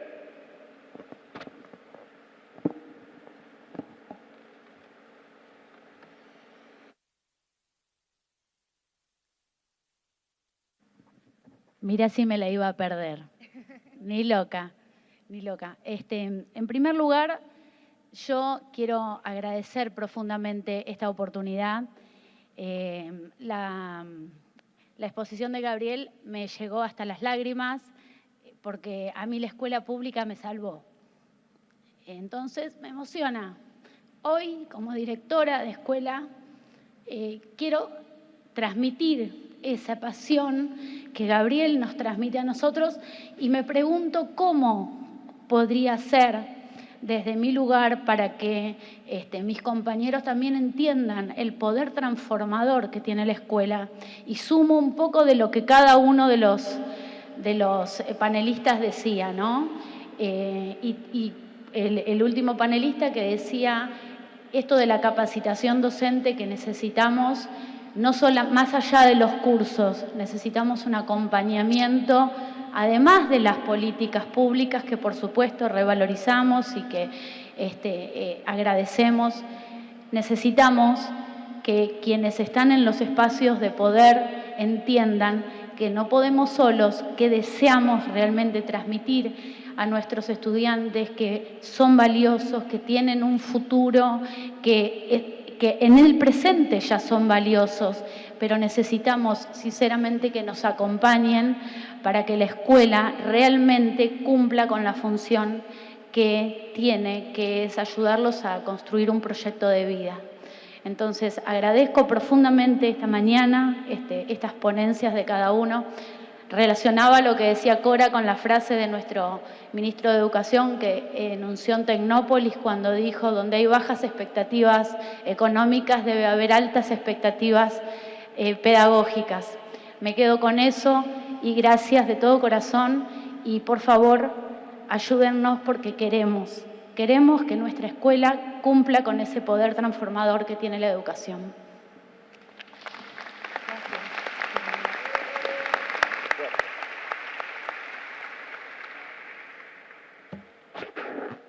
Bueno, estamos entonces, largamos entonces con las intervenciones.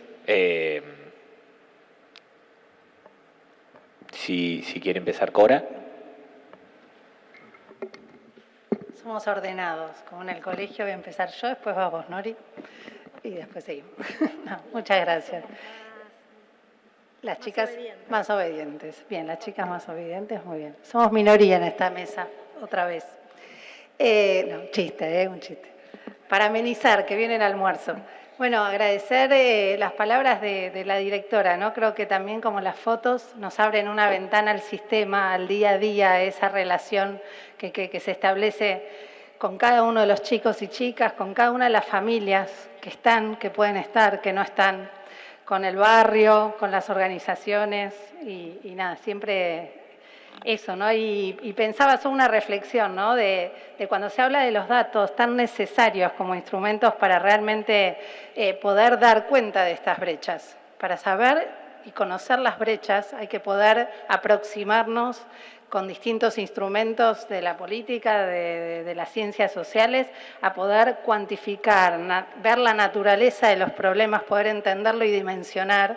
Creo que en esta conversación agitada, y por supuesto uno termina como haciendo referencias, no dejemos de dudar que son las ciencias sociales, sus instrumentos y el desarrollo que hay también en las universidades, desde donde con la investigación vamos a poder saber, iluminar mejor los problemas, definir cuáles son los problemas de la educación que tenemos que darle luz y visibilizar y poder generar argumentos robustos para discutir asignaciones presupuestarias, para discutir dónde se hacen las escuelas, qué se tienen que hacer. Los recursos son escasos.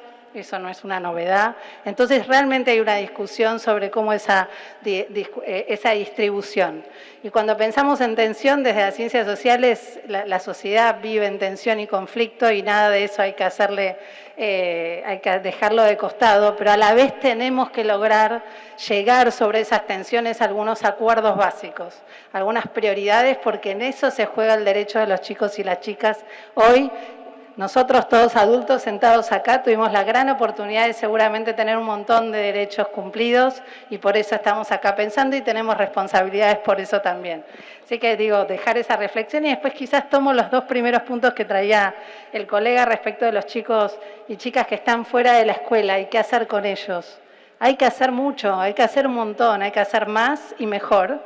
Hoy los chicos y las chicas están fuera de la escuela por distintas situaciones y eso es parte del problema, no es un problema, no son los recursos económicos del hogar.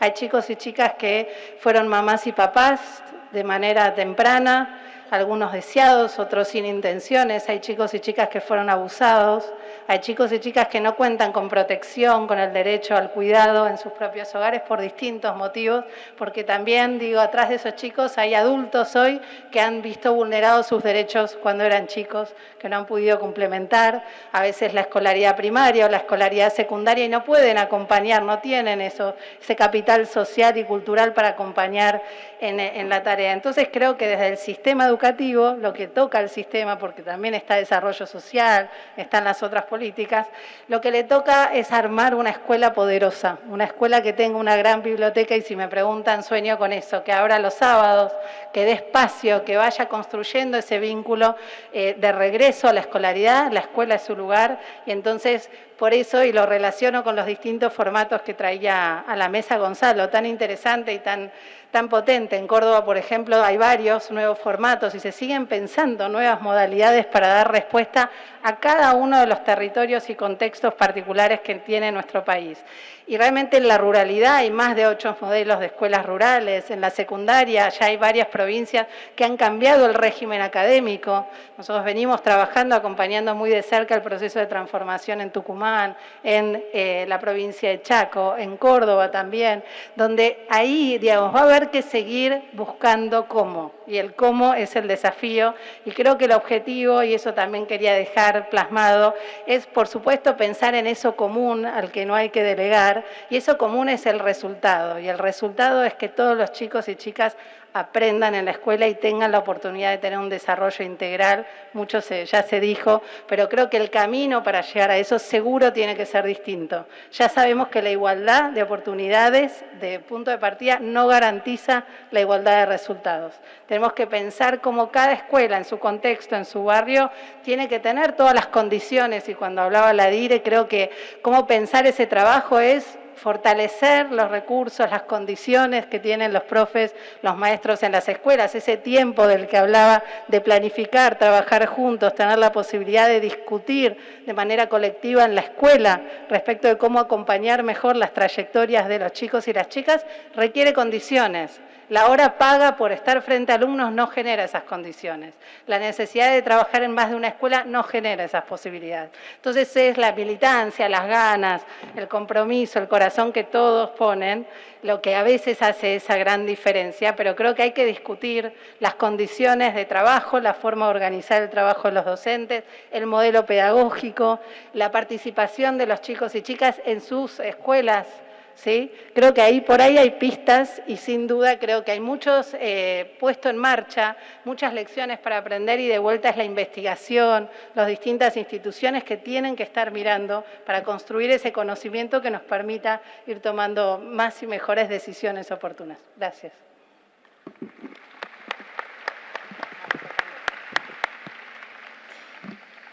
Bueno, difícil decir algo después de todo lo que se dijo, ¿no? Uno más bien se queda pensando.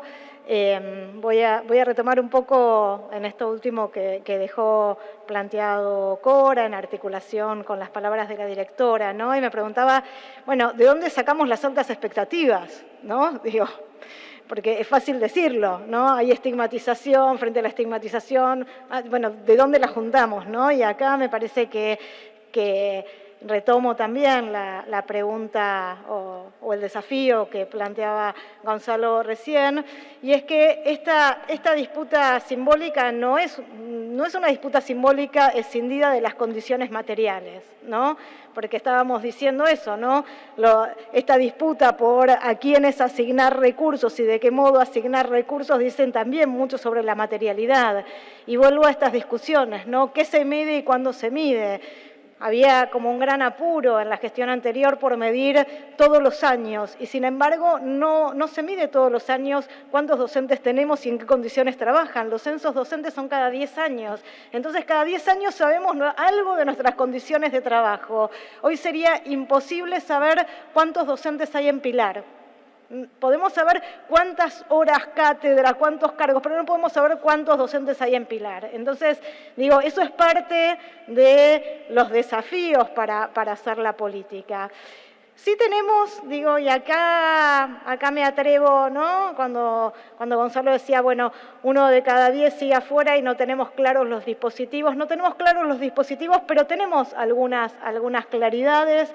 Tenemos algunas claridades producto del conocimiento que se ha ido construyendo en este último tiempo, y es que construir dispositivos específicos para los sectores más vulnerados genera segregación, entonces sabemos, aunque sea lo que no debemos hacer, construir escuelas pobres para pobres no sirve, ¿no? Crear modelos institucionales que solo se dirigen a aquellos grupos sociales que no logran transitar su escolaridad frente a los patrones normativos establecidos, contribuye a que esos patrones queden solo para los grupos privilegiados. Por eso las apuestas a transformar las discusiones que hoy hay en la provincia de Buenos Aires respecto de cómo transformar algunas dimensiones en todas las escuelas, en los mecanismos de integración, no solo en aquellos que se dirigen a los sectores populares, y me parece que ahí hay una discusión.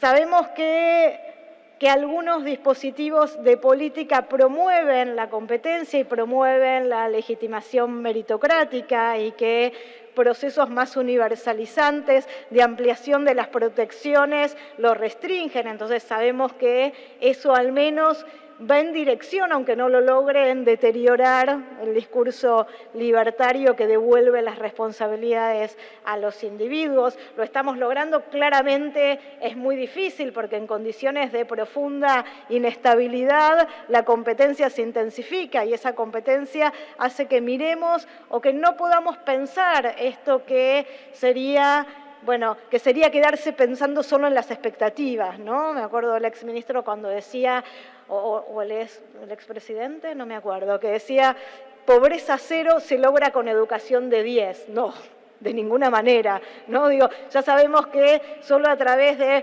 perspectivas más integrales en el campo de las políticas públicas, pero también perspectivas multidimensionales sobre la desigualdad, permiten entender que para estudiar hay que comer, pero con estudiar no alcanza para transformar el mercado de trabajo ni las desigualdades más estructurales. Entonces, me parece que los desafíos son muchos, son complejos, y que al menos sabemos hacia la experiencia más reciente nos dice hacia dónde no tenemos que dirigirnos, ¿no? Y me parece que hay saberes que todavía podemos rescatar.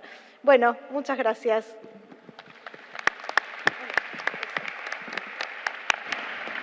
Bueno, quizás como reflexión final, revisando un poco lo que dije y lo que escuché de mis colegas, quizás cuando planteé las cosas no pude expresar el panorama complejo, difícil que estamos atravesando, el diagnóstico de lo mal que estamos, y poder decirlo, imposible poder sentirnos que estamos bien después de la pandemia que nos atravesó, y después de un país, como muy bien han señalado, en donde la desigualdad no es algo que nos avisa hoy un informe, sino que nos constituye como tales.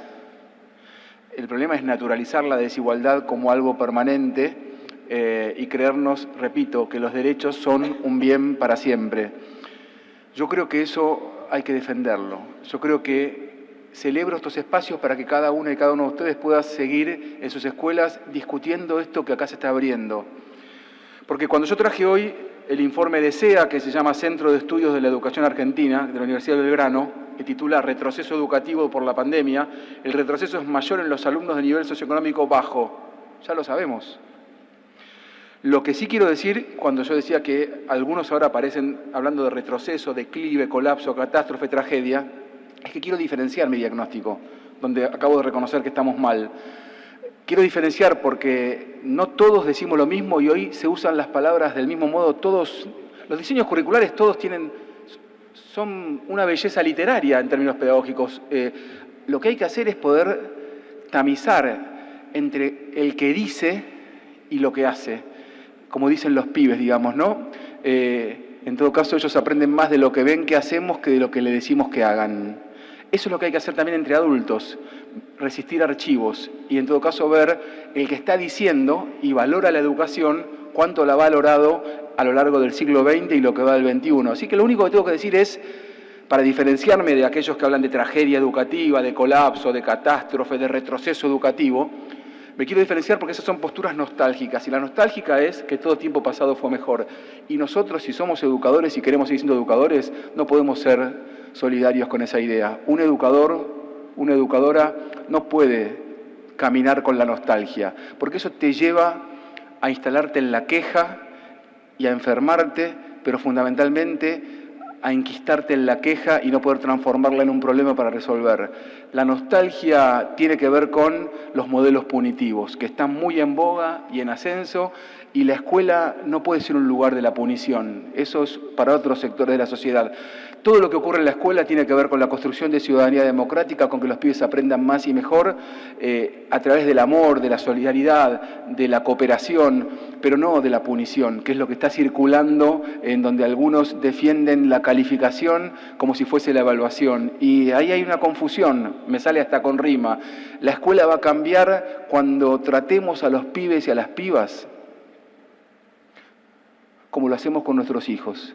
Ese día va a cambiar la escuela, así que en todo caso lo que creo que hay que hacer es eso, en todo caso poder contrastar a aquellos que dicen con lo que han hecho y con lo que hacen, atenti siempre a la doble moral, por favor, en estos tiempos especialmente, y fundamentalmente tratar a nuestros alumnos como nuestros hijos. Eso es calidad educativa.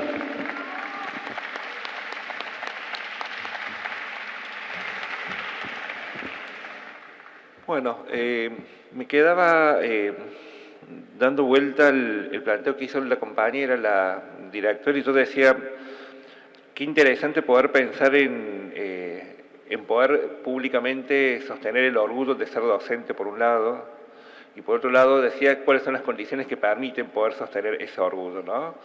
Ya no en términos individuales, sino también en términos colectivos e institucionales.